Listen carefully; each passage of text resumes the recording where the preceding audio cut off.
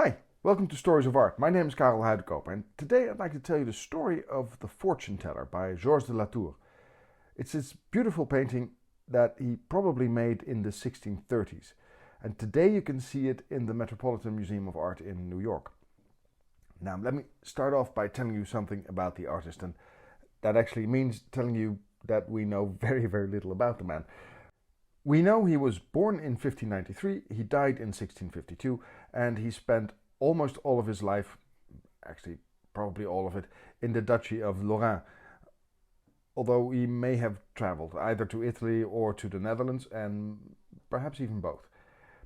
We know he married in 1617, and he settled in the town of Lunéville, which is in the Duchy of Lorraine. We have no idea who he trained with, but we do know that he had quite a bit of success. His clients were the Dukes of Lorraine, but also the French king, Louis XIV at the time. And he was even given the title Painter to the King of France. Now, as I said, we don't know who his teacher was, but we can see clear influences of other artists in his work. On the one hand, there's a clear relationship with the work of Caravaggio, and on the other you can see he was influenced by the Dutch Caravaggisti.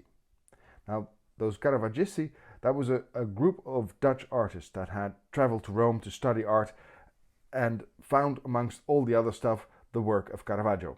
And by the time they got home, they didn't just copy the work of Caravaggio, but made work that was clearly inspired by him. But still, their work is very distinctly different from that of Caravaggio in some ways, and it's precisely those things that we see in much of the work of Georges de Latour. So that's why we think he traveled either to Italy, where he could have seen Caravaggio, or to the Netherlands, where he could have seen the Caravaggisti. But let's have a look at the painting at hand. We see here a group of people, and in the center there's this man who is expensively dressed, but doesn't exactly look like he's a genius. He's having his fortune told by an old gypsy woman. Now, I use the word gypsy, even though today it's considered a derogatory term for Roma people, because the Roma and the gypsies were heavily discriminated against, and in some places still are today. And this was particularly true for those of them that traveled from town to town and worked at fairs and carnivals, and they often sold their services as conjurers or fortune tellers, and were therefore looked upon with some suspicion, because that comes dangerously close to witchcraft. And of course they were always blamed for thievery, whether justified or not. But it meant that culturally, that is in books, in plays, in stories, in paintings, and anything else you can come up with, they were portrayed to play a particular role. And that role is what they are playing right now in this painting. And you see the old woman, she's a gypsy, and she's reading the palm of his hand. She does that, by the way, with a coin. Apparently what you did was you offer your hand with a coin in it, and she would take the coin as payment, of course, but also she would use it to point out various lines on your hand. So she would use it in her act, and then she would keep it, but that's simply compensation for her service. But while this is happening, the three other women in the painting are robbing the man blind. So let's start behind him. There we see two other women, and one of them we can't really see her face because she's looking towards the back. She is picking his pocket, but the other woman has her hand up to receive whatever comes from that pocket. So probably they're working together. Now that second one makes eye contact with the third woman, the one just to the right of the man. And when we look down, we see that she too is robbing him. The basic warning of this painting is clear. It's just watch out for fortune tellers and other tricksters, because you lose more than you bargained for. And this is not a new sentiment. This is not something that Georges de Latour came up with. It was actually a theme in art that started well over a century before, and maybe earlier. Because the first painting of this theme that at least I can think of is by Jhieronymus Bosch, or by his workshop, or by his circle. Every decade or so this painting is reascribed to one of these three.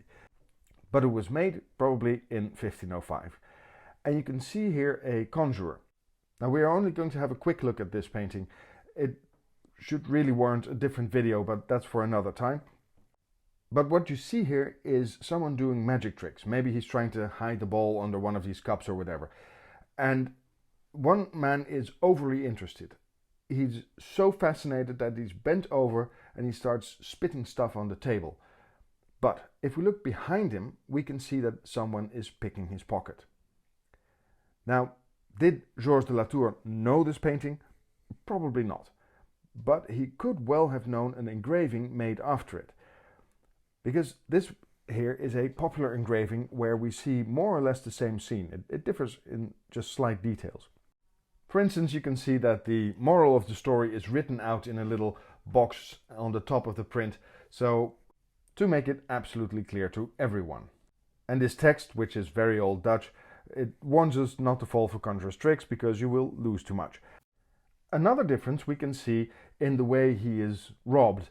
There is still the same man that tries to cut off his purse, but then there's another man who is ready to receive that purse and run away with it.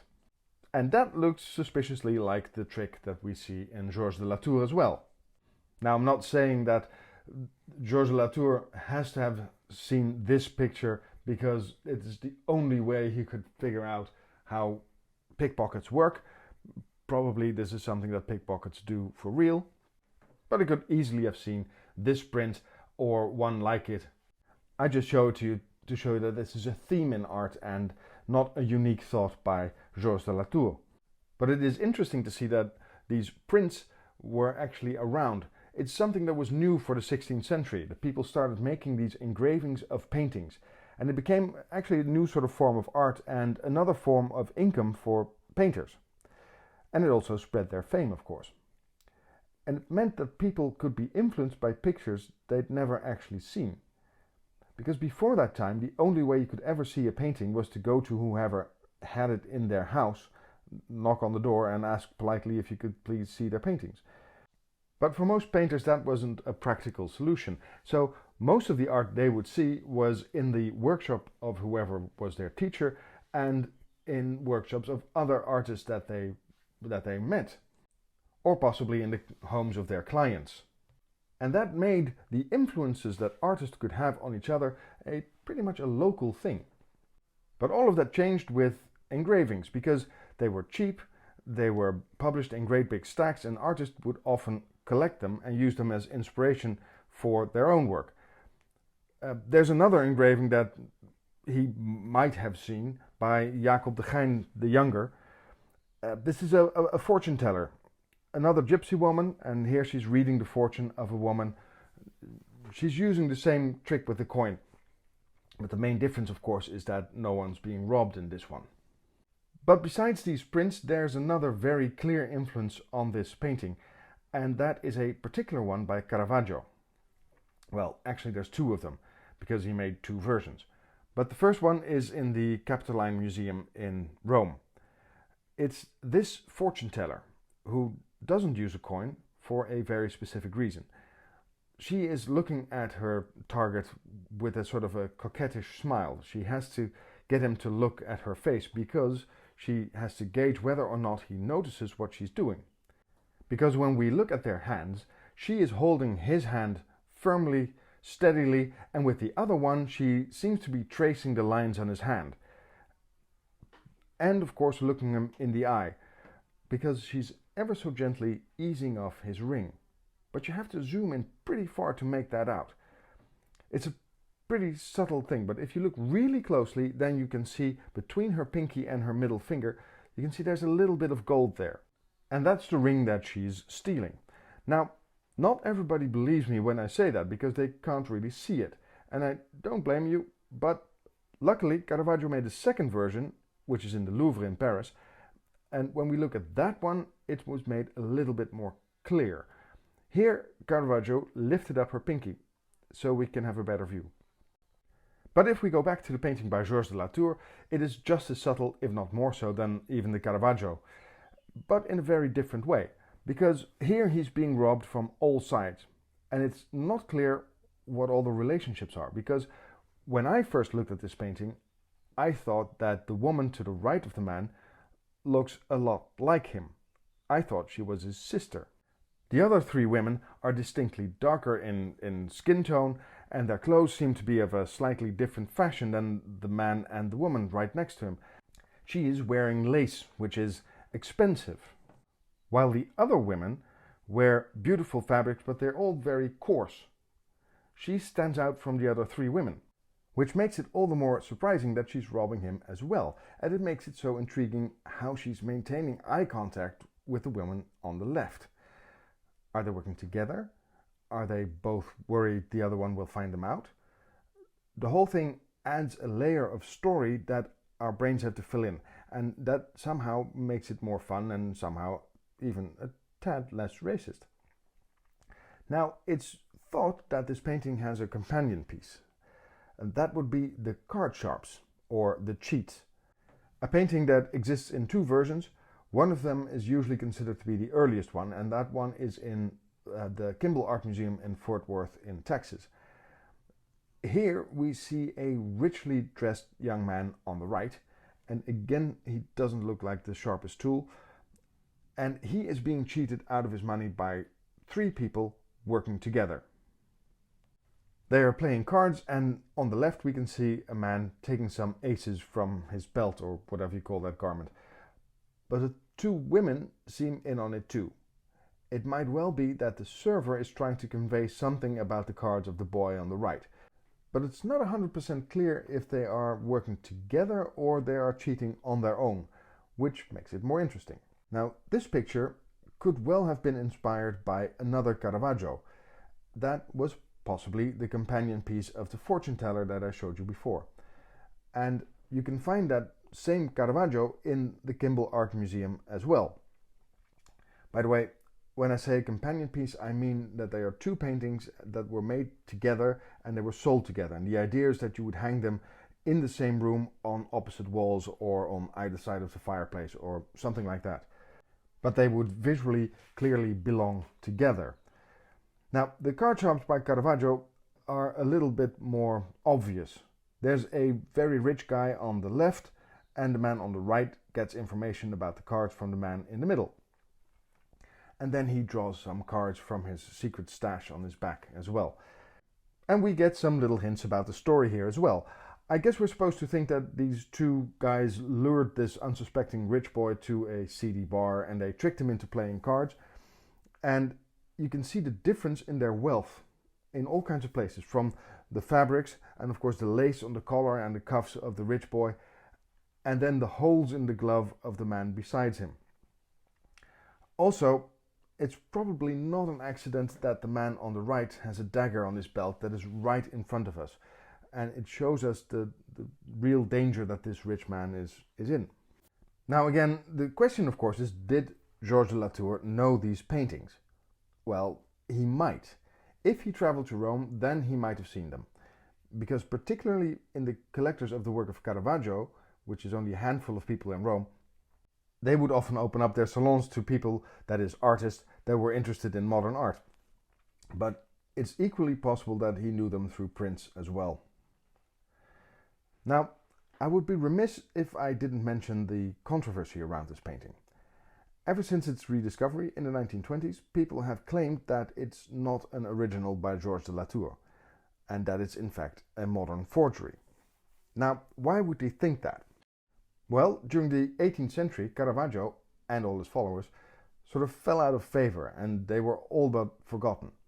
But during the 19th century, Caravaggio was gradually rediscovered, and in his wake, his followers became more popular too. And it took until the early 20th century for Georges de Latour to be noticed by collectors as well.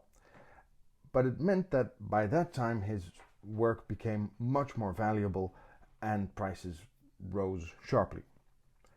It also meant that suddenly more of his works appeared. Now, on the one hand, this is completely normal. Once you start looking for something, the chances are that someone is going to find it. On the other hand, rising market prices make it very attractive for forgers to make a buck. And this tended to happen a lot in the 1920s and 30s and 40s. There were several, actually by now famous forgers, who managed to dupe even the most well-known experts on certain painters. Some of these were found out over time, but doubtless many have not. And there is a strange discrepancy between this work and the rest of the work by Georges de Latour. You see, most of his work looks quite different from these 2 or 3 scenes. Most of his work consists of fairly dark pictures that are lit by one single candle. And this is a device that he undoubtedly saw in the Dutch Caravaggisti, because it's one of the characteristics of the Dutch Caravaggisti to use this. Now these 2 or 3 works, the Fortune Teller and the Cheats, the both Virgins, are distinctly different from the rest of his oeuvre. And another thing that is quite strange, he signed the Fortune Teller in a very ostentatious way, something he never did in any of his other paintings. It's not in a little corner, no, it's right in the painting, right there on the right top. And it says that Georges de Latour made it, and it says the town he lived in. And when a signature is that obvious from a painter that doesn't do that normally, it kind of raises suspicions. On the other hand, the painting was mentioned in several older inventories. But then the trouble is that with old inventories, you can never be completely sure if something mentioned in a document is actually the painting you're looking at. Now, the Metropolitan Museum, of course, doesn't focus on this issue, but on their website they do stress the provenance of the painting. But again, a provenance, that is the list of the former owners, in this case it contains several gaps, and the provenance can be forged as well. And when it was rediscovered in the 1920s, Georges de Latour was one of the artists that you couldn't export from France without a license from the government. Many countries try to protect their cultural heritage by making it difficult to export art. So it was first offered for sale to the Louvre, but they declined the offer because they didn't think it was genuine. And that made it possible for it to be exported, and is part of the reason that you can now see it in the Metropolitan Museum in New York. However, if this is a forgery, it is a very, very good one. All the materials used seem to be 17th century, and as a picture it's of very high quality. Personally, I would think that Georges de Latour would be proud if he had made it. And there is always the possibility that an art dealer came across his painting and decided to simply add the signature, and thereby he would of course increase the value of a painting. This is something that happened all the time. And of course it raises the question, does it really matter? Is it really important for us to think of this as a Georges de Latour when it could be some other very good painter from the 17th century whose name we just don't know? It doesn't change the quality of the painting. Even if we would go so far as to say that it's a 20th century forgery, would that even matter? I mean, that's just meant that there's a really good painter that was active a few centuries later. Now, don't get me wrong, it certainly matters for the art market value of the painting, but to us as viewers that's not really important, is it? Besides, it's not likely to go on the market anytime soon because it's in the collection of the Metropolitan. So I tend not to think too much of these things as really important. I just like seeing very good paintings like this one, because it's worth it just to go close up to it and see how incredibly well it was made. There's all these different fabrics that you can see, and there's lovely colors and the entire story that plays out in front of us, and that is the part that matters to me. But let me know in the comments what you think about that. Now, as I said before, you can see this wonderful painting in the Metropolitan Museum of Art in New York, although for the last few years it has been traveling with different expositions, and I'm not entirely sure if it's back yet. So if you're going to the Metropolitan just to see this one, check their website first. But before you go there, there's something you can do for me. Of course, if you like this video, you could hit the like button. You could also subscribe to the channel if you haven't already. But if you really want to help my channel grow, please consider sharing this video with your friends or anyone you can think of that might be interested in this kind of content. Anyway, thank you very much for watching, and I hope to see you the next time.